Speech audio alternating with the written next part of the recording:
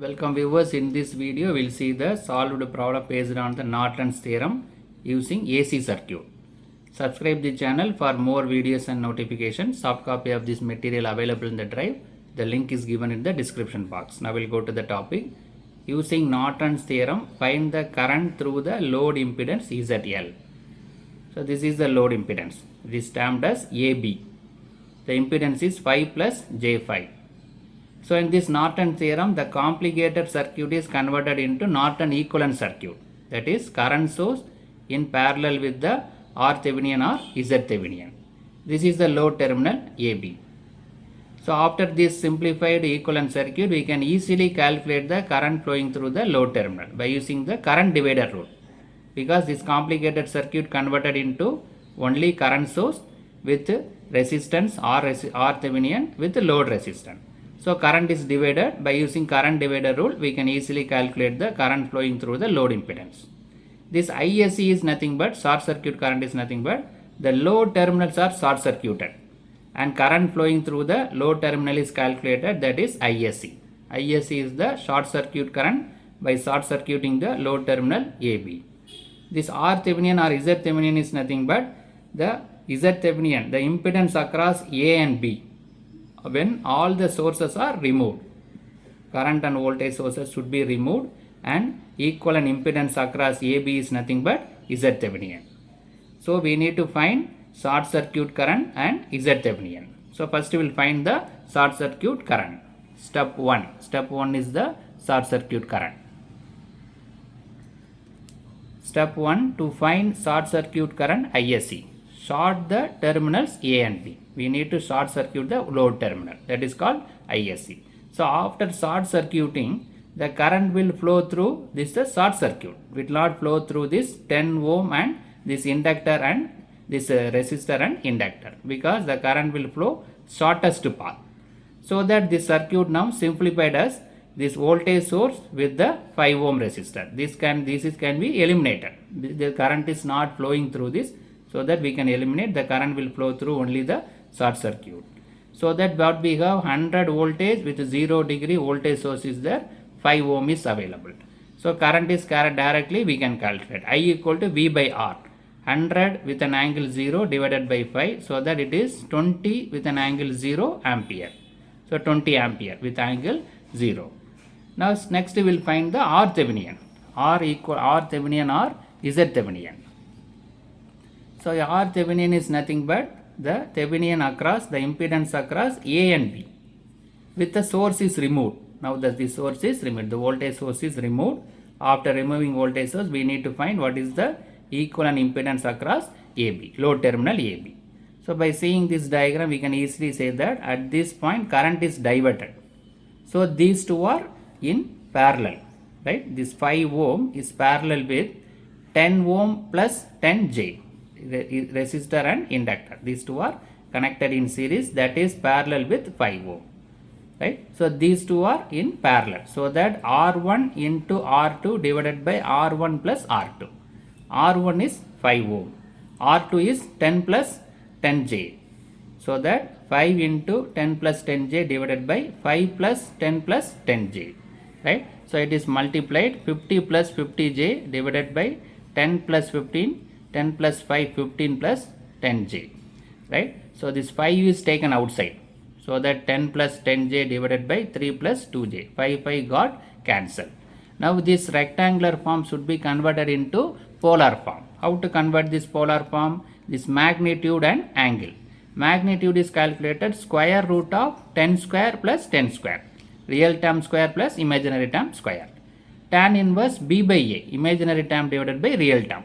Tan inverse 10 by 10. Similarly here, square root of 3 square plus 2 square. Tan inverse 2 by 3. Right? So by finding this value, it is square root of 200. This value is tan inverse 1. 1 is 45 degree. This is 9 plus 4, 13. Square root of 13. This angle is 33.69. Now it is converted into the polar form. So from that we can easily calculate the value. So these two are divided. Square root of 200 divided by square root of 13 is 3.928. these two angles means divided means the angles are subtracted. 45 minus 33.69. Multiplication means angles are added. Division means angles are subtracted. 11.31. Again, this can be converted into polar form, into rectangular form. How to convert this? This magnitude is written 3.928. That's cos of this angle, cos 11.31 plus j, complex term, again 3.928, this value, into sine of angle, sine of 3.1, 11.31. This is the formula for converting polar form into rectangular form. Magnitude into cos of angle plus j, magnitude into sine of angle. So that is 3.845 plus j 0.769 in the rectangular form, right? It is available in rectangular form. By using calculator, we can directly convert polar form into rectangular form also. Now we calculated short circuit current as well as Z equivalent. Now we will go for the equivalent circuit. So step 3 is to draw the Norton equivalent circuit, short circuit current, Z equivalent and load terminal. The short circuit current what we calculated 20 with angle 0 ampere. The Z equivalent is 3.845 plus j 0.769. Right? Then the load terminal AB, having the load resistance as load impedance is 5 plus j5. So this is available in rectangular form, so that Z equivalent also written in rectangular form. So our aim is to find the current flowing through this load terminal. How to find this? By using current divider rule. This 20 ampere is flowing. At this point current is divided. So by using current divider rule, we can find the current through the load resistance. So IL equal to total current multiplied by other branch resistance. The current what we need is this 5 plus 5j, but we need to multiply with other branch resistance 3.845 plus j 7.69 divided by total impedance. We need to add both 3.845 plus j 7.69 plus 5 plus 5j, right? Total current multiplied by other branch impedance divided by total impedance. In case of voltage divider rule, total voltage multiplied by same branch impedance. Current divider means other branch impedance, right? Now we'll go for the further simplification. So this 20 ampere is there.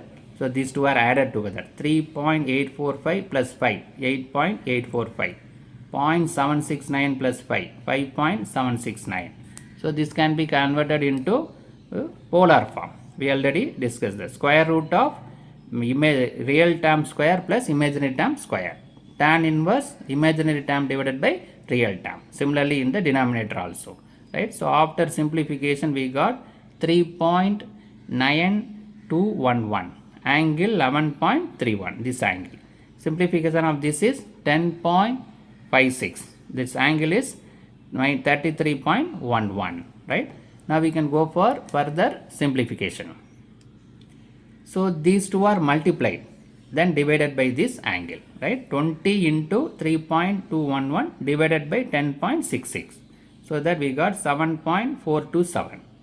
This angle multiplication means angles are added, divided means angle is subtracted. So 0 plus 11.31, that is 11.31 minus 33.11. So 11.311 minus 33.11, we got negative angle, minus 21.8 ampere. So this is the final value what we need. Current flowing through the load impedance is magnitude is 7.427, angle minus 21.8 ampere. So in this problem we calculated the current flowing through the load impedance using Norton's theorem. The given complicated circuit is converted into Norton equivalent circuit.